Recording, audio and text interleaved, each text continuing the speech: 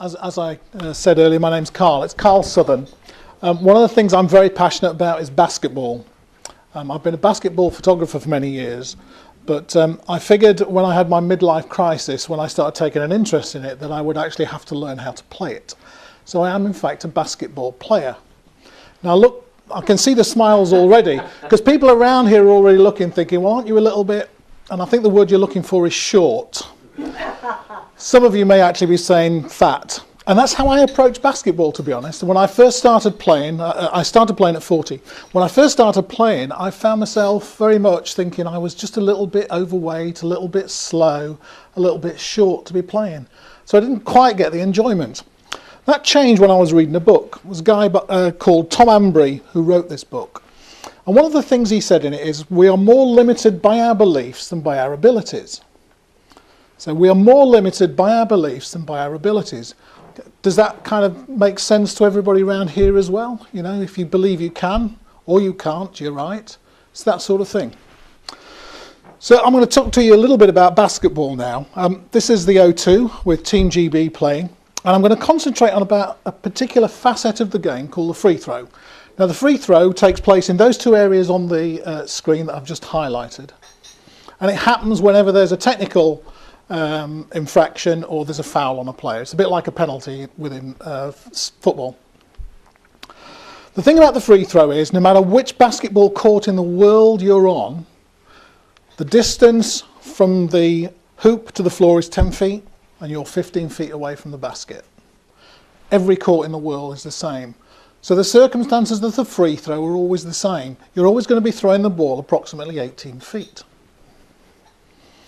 Of course, that's not necessarily always true, though. Some things do change. And the things that change are audiences. So people are screaming at you to miss, which they're allowed to do. It's not like a typically English sport where people just sit there politely clap.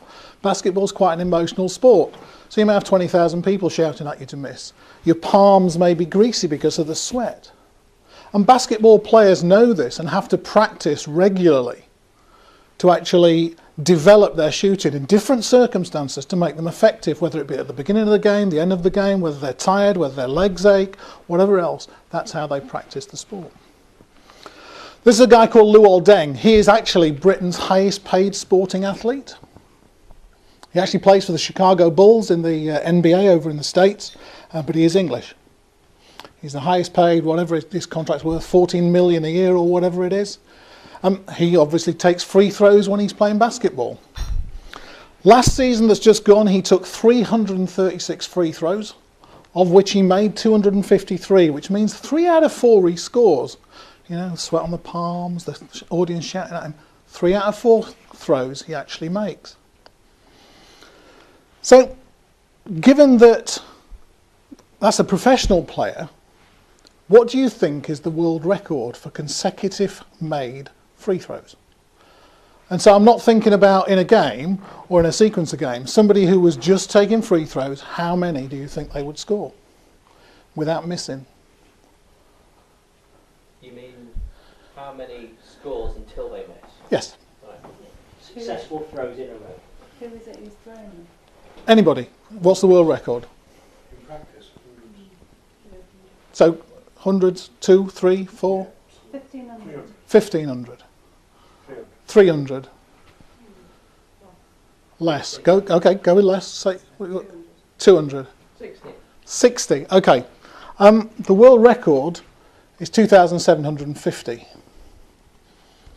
without a miss.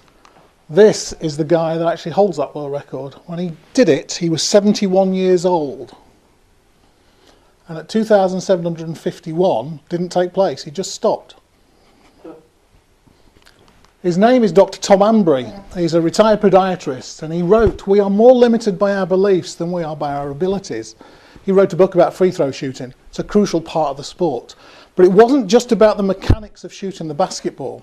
It was about the mental approach they take as well, in terms of visualising the success they have in throwing the ball. If you think you're going to make it, you're more likely to make the shot. There's a huge set of sections in the book that describe that mental approach. And you're thinking, fascinating, what's this to do with us? Well, practice does make perfect. And it makes perfect as well when it comes to presentations. So I did the PK event year before last, in fact. And I don't think I've ever been as scared in my life as I did a preparation for a slideshow, a presentation. The reason for that was that I'd always thought that practice somehow inhibited my ability to be sort of spontaneous. It couldn't have been further from the truth. And so it was only then I realised I had to practice much more.